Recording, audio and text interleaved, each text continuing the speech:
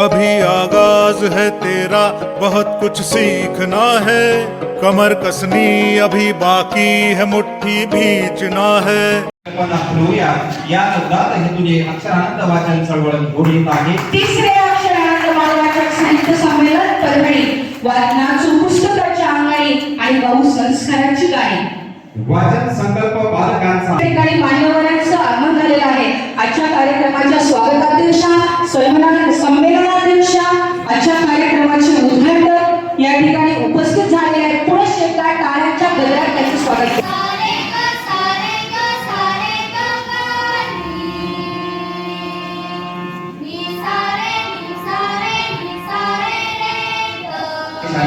मान्यवरांच्या हस्ते या ठिकाणी दीपक प्रज्वलन करून ग्रंथपूजनाचा कार्यक्रम या ठिकाणी संपन्न होतो आहे। व्यक्तिमत्वाला पैलू पाडतात, त्यामुळे या ठिकाणी हे जे अट्टहास आहे तो काय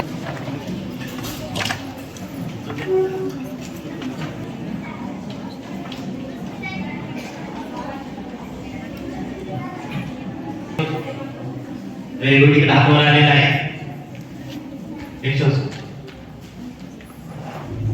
तो बनाव आहे जोरदार टाळ्या या विद्यार्थ्यांसाठी।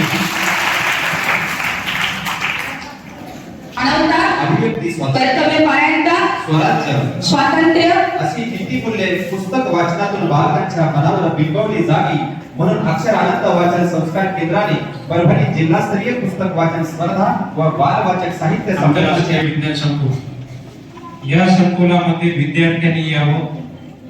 विज्ञानासोबतच इतर जे कला क्षेत्रातले विषय आहेत त्या विषयामध्ये त्यांनी त्यांचे नैपुण्य दाखवावं। तुमच्या शिक्षकापैकी शिक्षकच आहेत ते। आपल्या देशाचं नाव ज्यांनी शाळेचं नाव जगामध्ये केलं अशा शिक्षकाचं नाव काय? वाले गुरुजींनी त्यांच्या शाळेचं नाव जगामध्ये केलं। जगाने निवड केली त्यांच्या शाळेची। ती शाळा कोणाची होती? जिल्हापरिषद शाळा। आणि वाले गुरुजींपर्यंत काय गेले? वाले गुरुजींपर्यंत वाचना आणि वाचून माणूस तयार झाला पाहिजे। माणूस तयार होऊन हा देश निर्माण केला पाहिजे। आपलं सगळ्यांचं कार्य देश कळत नाही। मन मिळाले की एकमेकांशिवाय करमत नाही। मन मिळाले की एकमेकांशिवाय करमत नाही। आणि हो नसते मैत्रीला कुठली जात पात। आणि हो नसते मैत्रीला कुठली जात पात। ती ठेवली जाते बंद करून हृदयात। ती ठेवली जाते प्रेमाने पूर्ण जगाचा। आईच्या एवढ्या शब्दात प्रेमाने पूर्ण जगाचा। म्हणूनच एकच म्हणते तर मला आईला सागर तेथेच होतो यशाचा जागर। शिक्षक लावतात वाचनाचा दरा। ज्ञान आम्हाला देतो काया कया। शाळेचे नवनाथ आई मुलीचं मायलेकीमध्ये शांत आणि समाधानी राहण्याची कला मी सांगते। मायलेकीमध्ये शांत आणि समाधानी राहण्याची कला मी सांगते। जीवनाच्या प्रत्येक टप्प्यावर आई मला वेगवेगळी वाटते। आई म्हणते बाहेर फिरतायत रावण, त्यांच्या वासनेला हवी आहे सीता। आई म्हणते बाहेर फिरतायत रावण, त्यांच्या वासनेला हवी आहे सीता। माहेर गेल्यावर कुणाचा स्पर्श कसा हे तुला कळलंच पाहिजे आता। तिच्या मायेत मऊ कोदडी उभेची अलगद वेढलेली। तिच्या मायेत मऊ कोदडी उभेची अलगद वेढलेली। जवळ बसायची माझी आई म्हणून लेली। मी आईची होते तेव्हा छकुली लाडकी। मी आईची होते तेव्हा छकुली लाडकी। मला जरा कधी होता स्वतःची पोळी वाचण्यापेक्षा विद्यार्थ्यांना पुढे देणाऱ्या त्या माणसासाठी एकदा बोलणं टाळलं होत्या। शेंडके सरांसाठी बोलले हा वरती झालं पाहिजे। Very good. चला तर एक पात्री अभिनयाची पहिली सादर करणारी जी मुलगी आहे माहेश्वरी राजकुमार गरुड, ती झाशीची राणी यावरती एकपात्री प्रयोग करणार आहे। तर मी तिला विनंती करतो की इथे यावं आणि तिचा प्रयोग। महेंद्रकर मॅडमनी हे नाटक बसवलेलं आहे। तर नाटकाला मी एक पात्री अंडरपायची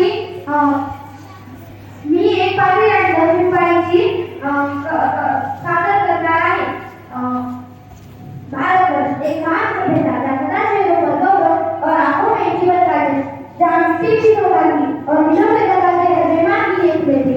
इन्हीं जगहों से गुस्सा दूर से जाने की आदत विशाल कचर के सामने कायल होने की आदत था। इस मिट्टी के गम से उभरी हुई मणिकर की रानी लक्ष्मीबाई एक वीरांगना बराबर के साथ संवेदनशील गाँव वालों को बताना था आप ही जंगल दिखाई देने दूर बुलाइए ताकि अगली दुनिया में खुश रहे और आपका मिल जाए। इस विदुर की मनुका विवाह झांसी के राजा गंगाधर के साथ होता है। बधाई देने के लिए कैप्टन बॉर्डर आते हैं। हो captain border is driving and forth, but British Battalion all arrive at attention. स्वागत है कैप्टन बॉर्डर। ये राष्ट्रभाई हमारी धर्मपत्नी। सर, राम ने बहुत भूख की है। तुम्हें मालूम नहीं कि कैप्टन बॉर्डर के सामने सबको झुकाना पड़ता है। फिर भी बोल रहे हो तो देख रहा है। पति ने हमारे पद में बात कर दे बोलूंगा। आज चुका है। आज आप इस मोड़ तक झुका कर जाए। गार्डन साहब, ये भारत है। यहाँ जो सब छोड़ कर खड़ा है वही सबसे बड़ा है।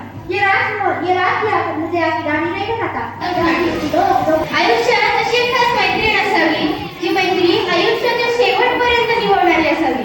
आयुष्यात अशी एक खास मैत्रीण असावी जी मैत्री आयुष्याच्या शेवटपर्यंत निभावणारी असावी। जी समजून घेणारी आणि सुख दुःखात साथ देणारी असावी। जी समजून घेणारी आणि सुख दुःखात साथ देणारी असावी।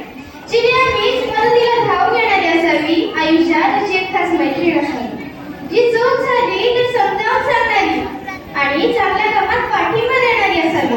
जी चूक झाली तर समजावून सांगणारी आणि चांगल्या कामात पाठिंबा देणारी असावी।